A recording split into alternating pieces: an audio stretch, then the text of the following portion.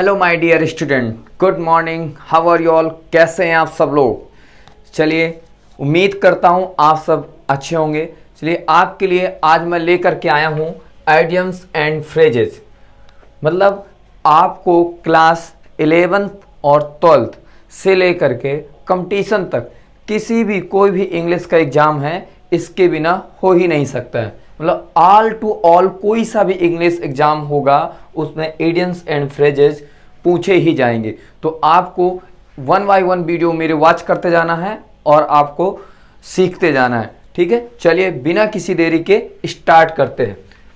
All in all, all का मतलब सभी।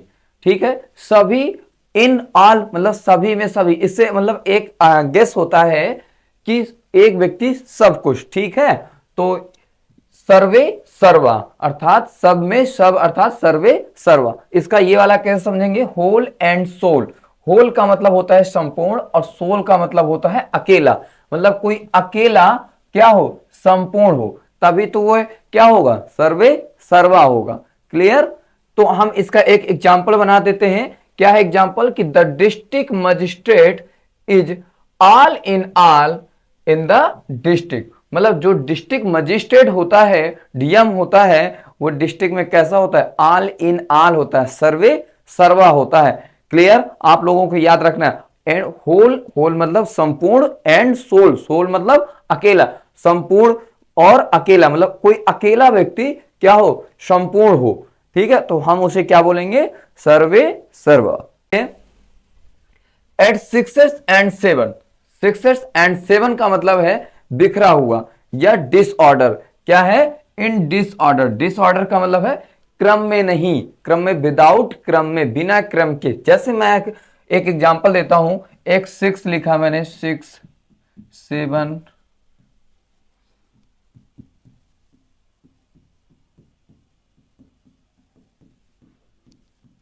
चलिए देखते हैं। देखिए मैंने लिख दिया है 6 6 7 7 6 7 6, इस टाइप से मैंने लिख दिया। इसका कोई क्रम नहीं है। ये क्या है? बिखरे हुए हैं, सब क्रम में नहीं। तो ये क्या है? एट 6 एंड 7 की तरह क्या है? एट 6 कहीं 6 है, कहीं 7 है। तो अर्थात क्या है? ये डिसऑर्डर है, बिखरे हुए, बेतरकीब है। क्लियर? जब बिखरी हुई चीजों को हम क्या बोलते हैं? 6 एंड 7। इन्हीं 6 एंड 7 की तरफ कोई चीज बिखर जाए, कोई क्रम ना हो, तो हम उसे क्या बोलेंगे? 6 and 7, I mean in disorder. चलिए एग्जांपल देखते हैं कि your children came into my room. आपके बच्चे मेरे रूम पे आए and left all my books at 6 and 7। और मेरी सारी बुक्स को क्या कर दिया? एट 6 एंड 7 कर दिया। क्या कर दिया? एट 6 एंड 7 कर दिया। क्लियर? आप इस बात को याद रखेंगे ना, इस एग्जांपल को। चलिए नेक्स्ट देखते हैं। Third, add fuel to fire. Add fuel to fire. Fire मतलब क्या होता है? अग्नि। और फ्यूल मतलब तेल होता है या कोई ज्वलनशील पदार्थ। ठीक है, आप जब कोई अग्नि पे ज्वलनशील पदार्थ डालते हैं, मतलब तेल डालते हैं, तो और आग क्या होती? और ज्यादा भड़कती है। अर्थात कोई बिगड़े हुए काम को और ज्यादा बिगाड़ना क्या कहलाता है? Add fuel to fire. To make the matter worse. Worse मतलब बेकार। क्या होता है? बेकार। मतलब मैटर मतलब मामले को क्या कर देना? और ज्यादा बेकार कर देना। अग्नि में घी का कार्य करना, अर्थात उत्तेजना को बढ़ाना। उत्तेजना को बढ़ाना मतलब कोई दो दोस्तों में लड़ाई हो रही है और हमने जाकर के पीछे से रिंगटोन और भर दी, अरे यार ऐसा है वैसा। ठीक है, तो हमने क्या कर दिया? एड फ्यूल टू फायर का काम कर दिया। क्या कर दिया? उनके मामले को और ज्यादा बेकार कर दिया। चलिए एक एग्जांपल देखते हैं, जैसे आपको लिखना होता है। तो the officer was already very angry. Officer क्या था? बहुत ज्यादा गुस्से में था। But the discourteous answer of Ramesh added fuel to fire. मतलब वो कह रहा है कि ऑफिसर वैसे बहुत ज्यादा गुस्से में था, लेकिन उसके इस तरीके से आंसर की वजह से क्या कर दिया? उसमें रमेश के एड फ्यूल टू फायर का काम कर दिया। मतलब उसके गुस्से को भड़काने का काम कर दिया। चलिए चलिए चौथा देखते हैं। All and sundry. All and sundry का मतलब है कि ऑल मतलब सभी, एंड सनड्राई, सनड्राई का मतलब है छिटपुट, छिटपुट का मतलब होता है जैसे एवरीवन विदाउट डिस्ट्रैक्शन, डिस्ट्रैक्शन मतलब दूरी, ठीक है, प्रत्येक बिना किसी भेदभाव के। भैया लोग क्या करते हैं, डिस्ट्रैक्शन तैयार कर लेते हैं, थोड़ा भेदभाव को जो मानते हैं ना, तो उसको क्या बोलते हैं, डिस्ट्रैक्शन। अर्थात सनड्राई, सनड्राई का मतलब छिटपुट है, तो इसको हम समझेंगे बिना किसी भेदभाव के। My father invited all my father invited all and sundry of the locality to the marriage party. मेरे पिताजी ने मैरिज पार्टी में लोकल के लोगों को कैसे बुलाया, सभी को बुला लिया, बिना किसी भेदभाव के सभी को बुला लिया, लोकल के लोगों को, ठीक है, बिना किसी भेदभाव को माने हुए। चलिए नेक्स्ट देखते हैं, above board. Above board, above board का मतलब क्या है कि एबव बोर्ड, बोर्ड मतलब क्या होता है, जैसे अगर मैं किसी का साइन बोर्ड का नाम बोलूं, एबव बोर्ड, इसमें कुछ लिखा होता है, जानकारी लिखी होती है, तो जैसी जानकारी लिखी हुई होती है वैसा ही होता है, ठीक है। अब इसका एबव का मतलब बताया गया कि इससे ऊपर, मतलब इससे भी बढ़िया, इससे भी बढ़िया कोई चीज है, अर्थात ईमानदार तथा स्पष्ट। देखो एबव, जो साइन बोर्ड लगे होते हैं ना, बोर्ड लगे होते हैं रोड में, आप लोग जाते हैं, जैसे उसमें लिखा है कि मतलब ये जैसे बोलेंगे यहां से अतर्रा कितना है, 30 किलोमीटर है, ठीक है, तो इससे भी स्पष्ट, इससे भी स्पष्ट, उस साइन बोर्ड से भी स्पष्ट, ईमानदार तथा स्पष्ट बोल रहा है। क्या बोल रहा है कि एबव बोर्ड, मतलब उस बोर्ड से भी ज्यादा अच्छा व्यक्ति मुझे मिल गया, ऑनेस्ट एंड फ्रैंक, ठीक है, क्या मिल गया, ऑनेस्ट एंड फ्रैंक, मतलब फ्रैंक मतलब स्पष्ट होता है और ऑनेस्ट मतलब ईमानदार होता है, ठीक है। चलिए देखते हैं example, he is always above board in his dealing with his customers, मतलब वह हमेशा अपने कस्टमर के साथ डीलिंग में कैसा रहता है, स्पष्ट और ईमानदार होता है, ठीक है। चलिए नेक्स्ट देखते हैं, आप लोग इस एग्जांपल को समझ गए होंगे, जब भी आपके उसमें आ जाए एबव बोर्ड तो मेरे साइन बोर्ड को याद रखना है कि साइन बोर्ड बिल्कुल कैसा काम करता है, स्पष्ट और ईमानदार वाला होता है, बिल्कुल जैसे उसमें 30 किलोमीटर लिखा होता है वैसा ही बताता है, ठीक है। एबव बोर्ड, और ऊपर की ओर लगे भी होते तो ऑनेस्ट एंड फ्रैंक होगा उसका। चलिए नेक्स्ट देखते, एन एप्पल ऑफ डिस्कॉर्ड, तो एप्पल का मतलब होता है मुख, ठीक है, एप्पल का मतलब जब भी इंग्लिश में ऐसा मिल जाए तो एप्पल का मतलब मुख समझेंगे हम, ठीक है।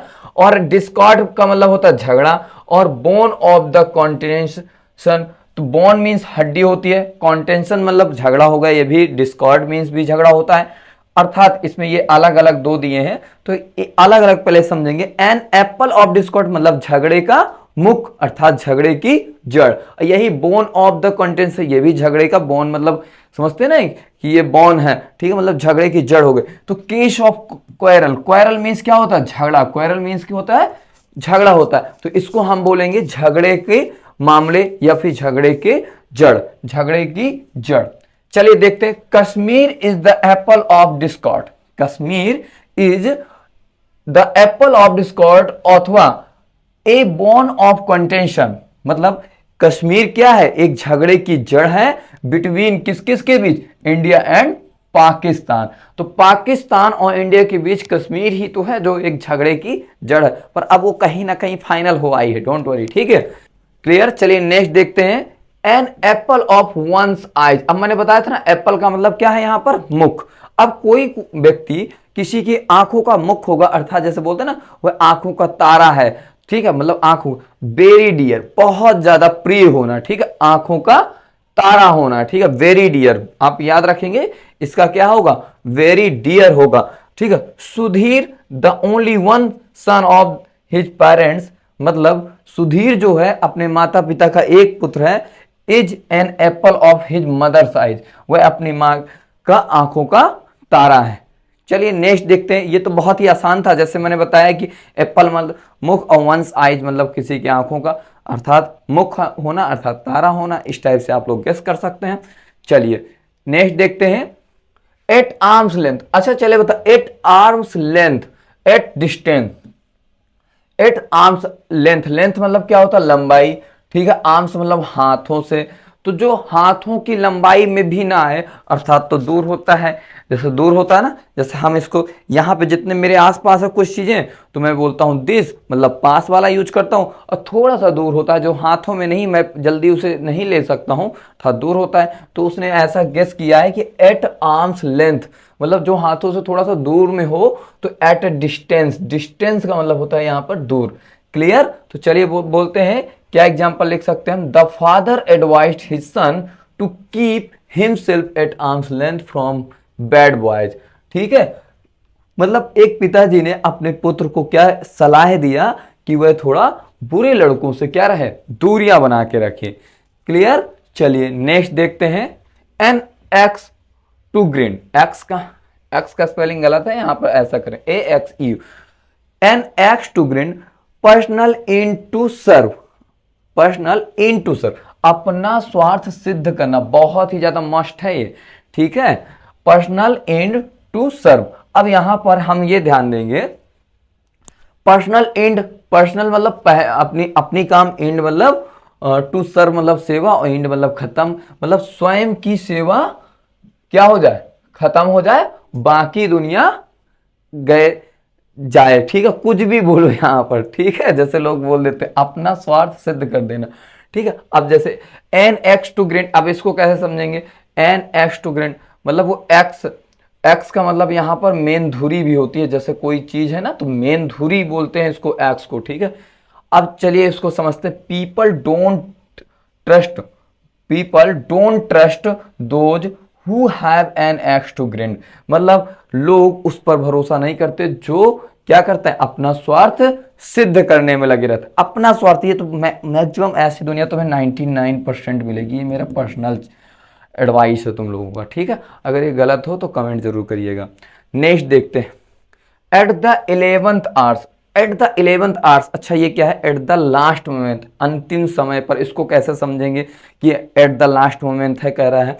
चलिए एक वॉच बनाते हैं, जैसे मैं यहाँ पर वॉच बना लेता हूँ, छोटी सी वॉच बनाता हूँ, इससे 12th है, यहाँ 11 होगा, तो अच्छा देखो यहाँ 1 होता है, 6 होता है, 3, ठीक, और यहाँ पर 9 होगा। तो ऐसे ऐसे जैसे मतलब वॉच होती है, तो इसमें लिखा एट द 11th आवर्स, मतलब 11th आवर्स में अगर मैं आ गया हूं तो अर्थात मैं कहां आ गया हूं, अंतिम समय पर आ गया हूं। कैसा, अंतिम समय पर आ गया हूं, क्योंकि उसके बाद 12th है, मतलब हम कह सकते हैं कि हम क्या है, अंतिम समय पर हैं। Clear? At the last moment पर है, मोमेंट मतलब क्षण।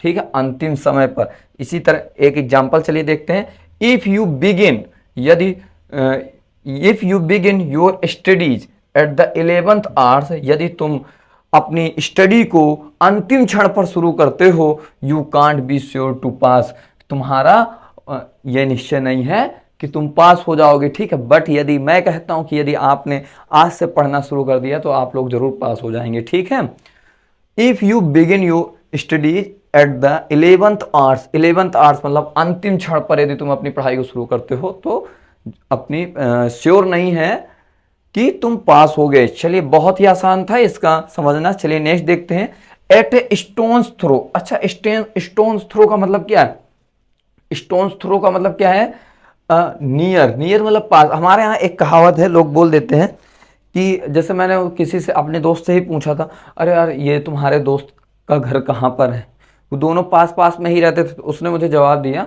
अरे यार इतना ही दूर कि मैं पत्थर फेंक के मार दूं तो पहुंच जाए, पत्थर फेंक के मार दो तो उसके घर पहुंच जाए। तो मतलब कितना ज़्यादा दूर होगा भाई, यहाँ से दूर होता है मतलब 2 किलोमीटर 3 किलोमीटर, इतना दूर। ठीक है, तो इतना दूर होता है, अगर पत्थर कहीं फेंक के इतना मारा जा सकता है और वो उसके घर पहुंच जाए तो मतलब इतना तो पास ही वो कहलाएगा। ठीक है, ये दूरी थोड़ी कहलाएगा। तो हम इसे एट द स्टोन्स थ्रो, यहां से ये समझ जाएंगे कि जहां पत्थर फेंक के मार दिया जाए पहुंच जाए, अर्थात वो क्या है, वो सारी चीजें क्या है, पास है। ठीक है, तो इसको नियर बोलेंगे। और जैसे your uncle lives at the stone's throw from my house, मतलब आपके पिता मेरे घर के पास ही रहते हैं। आप समझ जाएंगे ना कि पत्थर फेंक के मार दिया जाए, इतना दूर रहना कोई दूर नहीं है, वो पास होता है। चलिए नेक्स्ट देखते हैं, एट हैंड, हाथ में। अब कोई चीज हाथ में है तो ऐसे दूर पास थोड़ी बात हो, तो पास ही में है ना, हाथ में कोई चीज हो पास में ही, नियर इसका भी पास रहेगा। इससे पहले भी मैंने एक बताया था, क्या बताया था, एट डिस्टेंस, दूर वाला बताया था, पास वाला नहीं बताया। चलिए नेक्स्ट देखते हैं, at random. At random, random कहते ना कि मैं अपने दोस्त से मिल गया, रैंडमली मिल गया, रैंडमली मैंने ऐसा कर दिया, ठीक है। तो रैंडम का मतलब विदाउट एनी एम, किसी भी बिना उद्देश्य के, एम मतलब उद्देश्य, बिना किसी उद्देश्य के मैं उससे मिल गया, ठीक है। तो जैसे मैं इसमें क्या एग्जांपल लिखा, I don't know, the soldiers fired their guns at random. ओ, सोल्जर्स ने अपनी गन को रैंडम फायर कर दिया, बिना किसी उद्देश्य के फायर कर दिया। नहीं, पर इंडिया वाले नहीं हो सकते बिना किसी उद्देश्य के, नहीं भैया, उनको बहुत परमिशन लेनी पड़ती है जरूर, विदाउट मतलब दूसरी कंट्री के होंगे, हमारे कंट्री के तो नहीं हो सकते। चलिए देखते हैं, a bed of roses. A bed of roses का मतलब क्या है, ए बेड, एक ऐसा बेड जो रोज का है, गुलाब का है, बिल्कुल सॉफ्ट। गुलाब कैसे होते हैं, सॉफ्ट होते हैं। अब बताओ, बेड यदि गुलाब का है तो भैया सोने में क्या दिक्कत है, उसमें कौन कांटे हैं बिछे हैं, इतने सॉफ्ट गुलाब का है जो, तो सॉफ्ट होगा, और सॉफ्ट होगा मतलब आराम होगा, ठीक है। तो इसमें क्या है, फूलों की सेज बोलते हैं, बहुत क्वाइट कंफर्टेबल, क्वाइट कंफर्टेबल, समझ गए ना, बहुत ज्यादा ही आराम, ठीक। तो the post of the prime minister, जब पोस्ट है प्राइम मिनिस्टर की, जो पोस्ट है, is not a bed of roses, वो कह रहा है कि बेड ऑफ रोजेज है, नहीं है। जो पीएम की जो गद्दी है, पीएम की पोस्ट है, वो कोई क्या नहीं है, बेड ऑफ रोजेज नहीं है, ठीक है। फूलों की सेज नहीं है, मतलब वहां ज्यादा आराम नहीं है। जैसे हम लोग सोचते हैं कि पीएम बन जाएंगे तो हम IAS है, ऐसा कुछ नहीं है, ठीक। एप्पल पाई ऑर्डर, एप्पल मतलब, अब देखो पाई ऑर्डर पे आ गए, in perfect orderly arrangement, pi order. अब आप लोगों ने सुव्यवस्थित रूप से देखा, एप्पल मतलब मुख, और यहां पर है पाई ऑर्डर। पाई ऑर्डर, ऑर्डर मतलब समझ रहे हैं ना, क्रम से, ऑर्डर का मतलब ही क्रम से होता है। तो इन परफेक्ट ऑर्डरली अरेंजमेंट, किसी चीज को परफेक्टली पूर्ण रूप से अरेंजमेंट करके रखना, सुव्यवस्थित रूप से रखना। अर्थात एक एग्जांपल देखते हैं, she keeps her books in apple pie order, वह अपनी किताबों को एप्पल पाई ऑर्डर पे रखता है, मतलब सुव्यवस्थित रूप से रखता है। चलिए नेक्स्ट देखते हैं, ए लाफिंग स्टॉक, ए लाफिंग स्टॉक, ठीक है। अब लाफिंग स्टॉक का मतलब, लाफिंग का मतलब हंसना, स्टॉक का मतलब एक जगह, जिससे स्टॉक नहीं होता, बहुत सारी चीजें ढेर मिल जाए, तुम्हें समूह ग्रुप मिल जाए, ठीक है। एन ऑब्जेक्ट ऑफ रिडिक्यूल, हंसी का पात्र बनाना, हंसी का पात्र बना दिया उस व्यक्ति को, ठीक है। His foolish argument his made him a laughing stock है हाल, ठीक है। मतलब उसका जो बहसबाजी थी उसमें सब लोग हंसने लगे, ठीक है। एट होम इन, हाँ तो बहुत ही अच्छा, eight home in, home in का मतलब क्या है, एट होम इन मतलब घर में है ना, हम तो क्या है, अपने मुखिया हैं, ठीक है। एट होम इन मतलब किसी चीज का क्या हो जाना, दक्ष हो जाना, दक्ष का मतलब प्रमुख हो जाना, ठीक है। क्या हो जाना, प्रमुख। वेल वर्स्ड इन, ठीक है। वर्स्ट का मतलब होता है निपुण, क्या होता है, निपुण, क्या होता है, निपुण। तो एट होम इन या घर में, या तो वेल वर्स्ड इन मतलब जो अपने काम में बहुत ज्यादा निपुण हो, उसे क्या बोला जाता है, दक्ष बोला जाएगा। जैसे Ranjit is at home in English, Ranjit English में कैसा है, कैसा है, इंग्लिश में एट होम है, क्या है, एट होम इन है, अर्थात दक्ष है, ठीक है। ऐसा आप लोगों को भी बनना है, क्लियर। चलिए, ए फॉर क्राई, ए फॉर मतलब क्या होता है यहां पर, दूर, स्पष्ट साफ है, ए फार क्राई, ठीक है, इतना दूर कि, क्राई मीन्स क्या होता है, वैसे चिल्लाना होता है, वेरी डिस्टेंट। ए फार क्राई, फार मतलब दूर, और दूर का मतलब बहुत दूर, चिल्लाने से भी कोई आवाज ना पहुंचे वहां तक, बहुत दूर, तो उसको हम क्या बोलेंगे, वेरी डिस्टेंस, दूरी की, क्या बोल देंगे, for India to control increasing population in still a far cry, ठीक है। मतलब for India to control increasing population, मतलब जो इंडिया के लिए पॉपुलेशन कंट्रोल करने की एक समस्या है, it is still a for दूर क्राई, बहुत ज्यादा दूर है, ठीक है, वो जल्दी नहीं कर सकते, मतलब। At one's wits end totally confuse या परप्लेक्स्ड, चकरा जाना। विट्स मतलब क्या होता है? बुद्धिमान। क्या है? बुद्धिमान। विट्स मतलब क्या होता है? अब एट वंस विट्स मतलब कोई व्यक्ति क्या है? बुद्धिमान है, पर एंड लगा है यहां पर। अब उसका बुद्धिमान व्यक्ति अगर एंड हो जाए मतलब यदि आपके ग्रुप में 10 लोगों के ग्रुप में एक बहुत ज्यादा बुद्धिमान व्यक्ति, सारी समस्याएं लेकर के आप उसके पास गए, अब वो भी एंड हो गया, क्या हो गया? एंड हो गया, तो फिर तो आप सब लोग क्या करेंगे? चकरा ही जाएंगे ना। किसके पास जाएंगे फिर? ठीक है, तो टोटली कंफ्यूज हो जाएंगे आप सब। टोटल आप जितने भी है ना, सारे क्या हो जाएंगे? टोटली कंफ्यूज हो जाएंगे, परप्लेक्स्ड हो जाएंगे। तो जैसे the thieves were at their, यहां पर विट्स होगा, the thieves were at their wits end then when they saw the police coming, मतलब जो चोर है वो पूरी तरीके से चकरा गया जब उसने पुलिस को आते हुए देखा। ठीक है, जब पुलिस को आते हुए उसने देखा तो चोर पूरी तरीके से चकरा गया। क्लियर? चलिए नेक्स्ट देखते हैं, against the rainy day. Against the rainy day, अच्छा रेनी डे मतलब बारिश वाला दिन। बारिश के वाले दिन में आप अपना काम कर रहे हैं, उसके अगेंस्ट जा रहे हैं। बारिश वाले दिन क्या होता है? तुम लोग सब जगह ठहर जाओ, बारिश होने दो, निकल दो सकते नहीं, फिर भी आप निकल रहे हैं, अगेंस्ट जा रहे हैं। अगेंस्ट का मतलब क्या होता है? विरोध। तो फिर भी क्या होगा? बुरे दिनों के लिए आप क्या हो जाएंगे? बुरे दिनों, मतलब आप अगेंस्ट फिर भी जा रहे हैं, तो उस सबसे आपका क्या है? मतलब बुरा दिन है। कैसे बुरा दिन है? चलिए एक बात करते हैं। बारिश हो रही है, हम फिर भी जा रहे हैं काम में, बाकी बारिश हो रही है, बाकी तो सब बैठे हुए हैं, फिर भी हमें जाना पड़ रहा है, इससे बुरा क्या हो सकता है भाई? और फिर आके बीमार ऊपर से हो जाएंगे आप लोग। तो फॉर हार्ड एज, वो आपका हार्ड एज, मजबूरी ही होगी तभी जा रहे होंगे, अदरवाइज नहीं जाएंगे, रुक जाएंगे आप। ठीक है, every person should save something against the rainy day. ठीक है, प्रत्येक व्यक्ति को शुड सेव समथिंग, कुछ बचा के रखना चाहिए, अगेंस्ट द रेनी डे मतलब प्रत्येक व्यक्ति को बुरे दिनों के लिए कुछ ना कुछ बचा के रखना चाहिए, सेविंग करनी चाहिए। आप लोग क्या करते हैं? पूरा पैसा पार्टी में उड़ा देते हैं ना, भैया ऐसा मत करिए। ठीक, चलिए नेक्स्ट देखते हैं, एट लार्ज।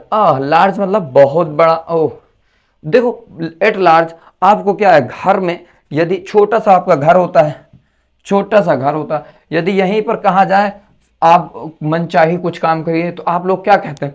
नहीं मैं फ्री नहीं हूं, मुझे लोग बंधन में रखते हैं। बंधन में रखने का मतलब बांध के नहीं रखते हैं आप लोगों को। ठीक है, फिर भी एक घर है जिसमें आप रह रहे हैं।